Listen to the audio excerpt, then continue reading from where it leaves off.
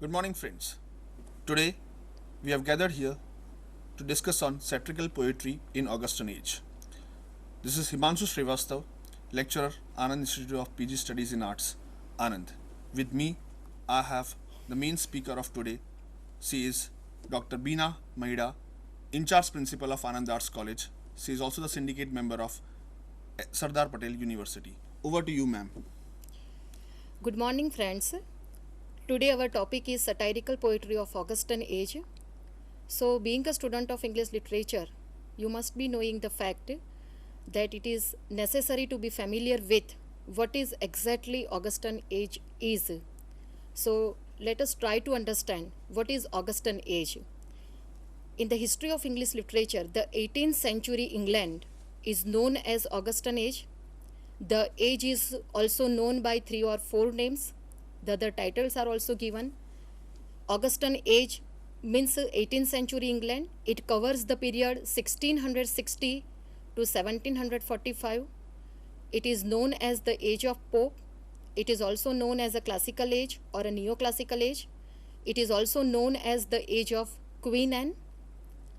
So this is just in a short something regarding Augustan age. Sir, can you throw some light on the main characteristics of Augustan age? Yes, the main characteristics runs like this. It is also known as age of Pope, as you have already said, ma'am. It is also known as age of set rules and regulations. Apart from that, it is known as age of reason and good sense. And the main thing about this age is that the title runs satirical poetry in Augustan age. That means it was an age of satire.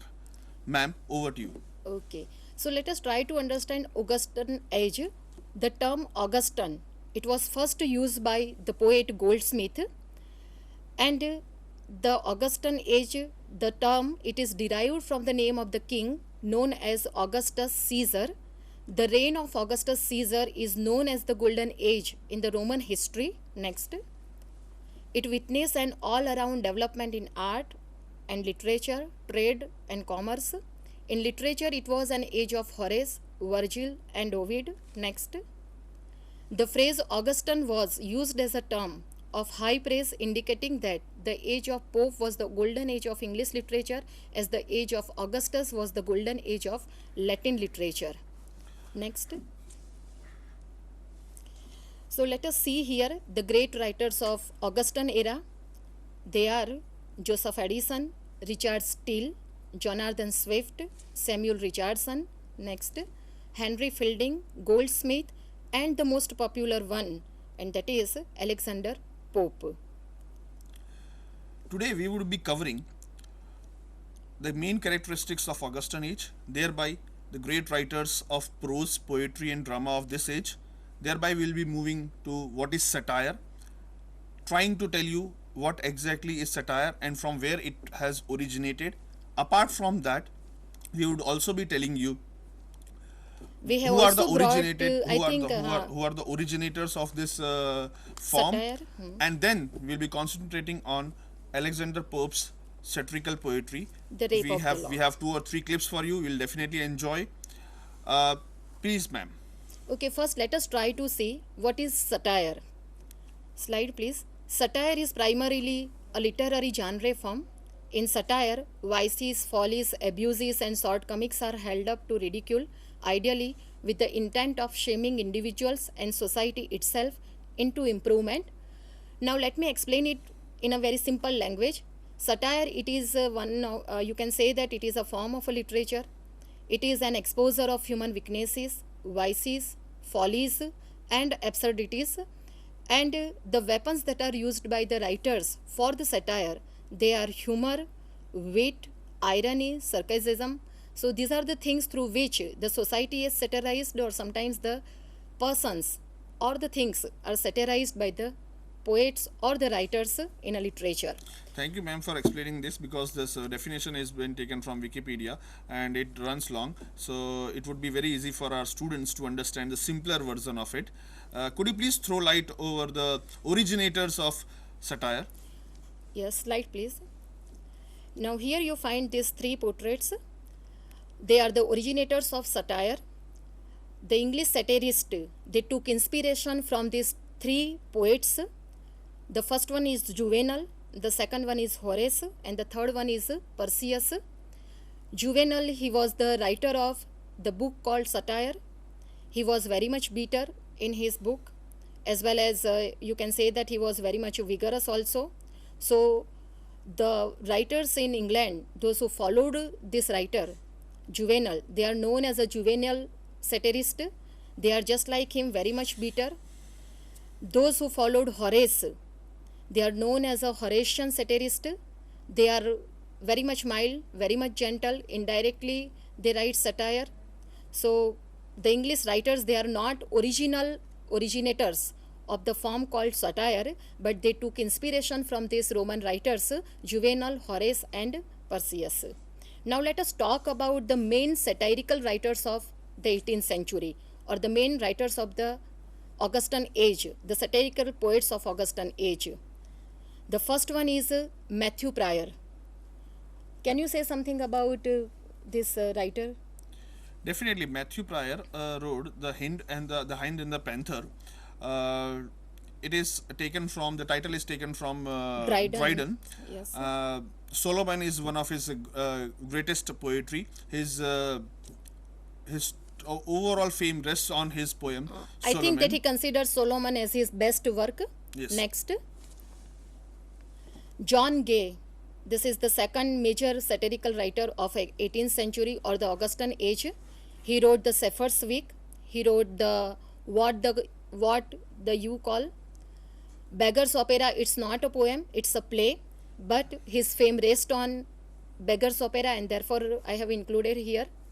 Next, Swift and Joseph Addison, the two leading figures of Augustan age, they also tried their hand in writing poetry, but they are chiefly known as writers of prose, because Swift satirized the political situation of his time in his work Gulliver's Travels, and Joseph Addison, he satirized the society in his periodical essays. So this is just in a short something regarding the satirical poets of 18th century, but the most dominating person who ruled 18th century, and that is Alexander Pope. Slide please. Alexander Pope. This is the portrait of Alexander Pope. I would like to say something about Alexander Pope. As far as satire is concerned, he surpassed almost all the poets, and in tradition, in style, he followed Juvenal. He was very much bitter. He wrote personal as well as impersonal satires, and the chief satirical works, though he is very much famous for his essay on man, but today we are discussing his satirical poetry or the poetry of the Augustan age, and therefore we are concentrating just only on his poems. He wrote the Dunciad, Imitation of Horace, Epistle to Dr. Arbuthnot, and the most famous one is The Rape of the Lock. Sir, will you please throw some light on each of his work? Yes, definitely. Over to Dunciad. In Dunciad, Pope has tried to satirize the minor poets of Grub Street. He has also satirized Whig journalists. He has also satirized historians like Wellsted and Al Nixon. He also satirized in his Dunciad writers of the official gazettes, poet laureate from Shadwell to Kibber. And this is very important, he also satirized novelist Daniel Defoe in his Dunciad. Methodist preacher Whitefield was also satirized by Pope in his famous poem Dunciad. So that means that Dunciad probably was a satire that has covered so many strata of the society. Moving on to the next slide, Imitation of Horace. It is a satire on contemporary figures and manners of Pope's time. Here also he has used his famous form satire. And next is Epistle to Dr. Arbuthnot. This is very, very important because it is a cutting satire on some of Pope's enemies, and that is why this becomes a personal satire. It contains two famous portraits, Addison and Lord Hervey. Addison is portrayed as Atticus in this poem, and Lord Hervey is portrayed as Sporus in this poem. He has satirized these individuals in his epistle to Dr. Arbuthnot. Now let us move to his major satirical work, The Rape of the Lock, and that would be yours, so ma'am. Okay. Now, see there, sir, I would like to add something that these personal satires, as you said, that these are the personal satire, and therefore, so many critics they believe that Pope has misused his power and he should not have vested his talent in writing such kind of personal satires, because after all he was a very dominating figure as well as he was a talented writer. Let us now talk about The Rape of the Lock. As you said, the main masterpiece of the age, or the masterpiece of Alexander Pope himself. I would like to say something about the origin of this particular poem, The Rape of the Lock. The poem is based on the real life incident. In 18th century England, there were two families, the family of Lord Peter and the family of Arabella Fermor. They were in a very friendly terms, but due to one incident, there was unfriendliness, because in the party, Lord Peter, who was attracted by the beautiful lock of Arabella Fermor, he cuts that particular lock of Arabella Fermor. Yes. And due to this incident, there was an unfriendliness between the two families. John Caryll, who was acquainted with this family, he brought this particular incident to the notice of Alexander Pope with a view that he should write one poem in order to correct the society. Even Pope found the topic very much interesting, because through this incident he can satirize the younger generation of 18th century, and this way we have the origin of The Rape of the Lock. It was published in the year 1712 with just only 2 cantos, because the main motto of the poem was to bring a reconciliation between the two families, and it served the purpose also, because both the families were united. Arabella Fermor, she accepted the message that is given by Pope, and then after Pope decides, for the sake of the public, he decides to republish it, he decides to modify it, and once again in 1714, with the introduction of supernatural machinery, with 5 cantos, he introduced, or you can say that he published this Rape of the Lock. Now, The Rape of the Lock, the whole poem, it's a satirical piece which satirizes the artificial society of 18th century, especially the female lot. Why the necessity? Why he wants to satirize the female sex? Here some are the reasons are here. The first thing is the world of female in 18th century, which kind of world in which they were living. The girls, they were late riser. The toilet table for them was an altar for the worship of goddess of beauty or god love. Next, lapdogs were favorite. The powers they worship were the cosmetic powers. Next, they loved gilded chariot. They felt glad to receive love talks. They loved playing cards. They loved rich china vessels. Next, they have no moral scruples. Honor is meaningless word for them, and reputation is more important to them than honor. In short, levity was the hallmark of those women. In order to show, and all these characteristics that we are right now you are watching at the screen, it is presented through the main character of the poem, Belinda, who represents the younger girls of the time, and Belinda is the main character. Baron is a young man who is also performing the main role in the poem. Apart from these two characters, Pope also gives importance to the supernatural machinery that he has introduced. Ariel, who is the head sylph, he all the time tries to protect Belinda.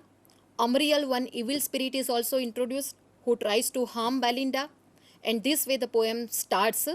The characteristics which are that I have shown to you, it is represented in the very first canto. The most celebrated passage of the poem, and that is the toilet scene. The poem begins with the satire itself. Sir, can you say something Yes, about? this is the scene that we have directed, especially for you. We have tried to the modern dramatization of Pope's one of the scenes, that is toilet scene, which gives more information to the students, to you, about Belinda, about Betty, about the atmosphere of 18th century then, which we have highlighted through modern dramatizations and some of the animations. I would just like to show the clips, and ma'am would be just describing those things. Now, the scene is taken from the canto number 1, and here Pope satirizes women's excessive preoccupation with self decoration and self embellishment. Because here, see that the fairies that you find on the screen, they are supernatural machineries. In their previous birth, they were ladies, and therefore they like to watch the activities of dressing up. Belinda, she takes too much time in order to dress up herself. Toilet table, the toilet scene. Toilet means to dress up oneself.